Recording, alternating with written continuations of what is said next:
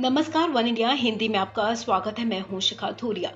Corona virus की दूसरी लहर के थमने के बाद अब तीसरी लहर की आशंका जताई जा रही है, जिसके चलते लोगों की चिंताएं बढ़ रही हैं। इस बीच आईसीएमआर के पूर्व वैज्ञानिक डॉक्टर रमन गंगाखेड़कर ने कहा कि देश में कोरोना वायरस की तीसरी लहर की आशंका बहुत कम है। इसके साथ ही उन्होंने ये भी कहा कि अगर तीसरी लहर आती भी है तो वो दूसरी लहर की तुलना में कम प्रभावी होगी।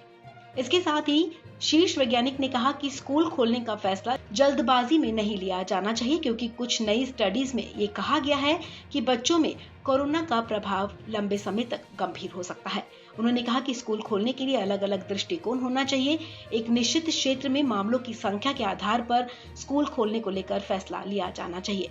शीर्ष वैज्ञानिक डॉक्टर रमन गंगाखेड़कर ने कहा कि कोविड-19 आगे चलकर इन्फ्लुएंजा वायरस की तरह ही बन सकता है। उन्होंने कहा कि टीका लगवाने वालों को कोरोना संक्रमण के बाद या तो उनमें लक्षण नहीं दिखेंगे या फिर माइल्ड सिम्टम्स होंगे।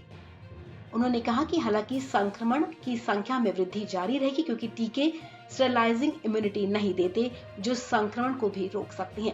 ये टीके डिजीज मॉडिफाइंग हैं, लेकिन लोगों को संक्रमण से बचाने में सक्षम नहीं है। आईसीएमआर के पूर्व अधिकारी ने कहा कि जब तक कोई नया वेरिएंट ना हो या टीके असर करना बंद ना कर दें, तब तक कोरोना के बढ़ते मामलों से डरने की कोई जरूरत नहीं है।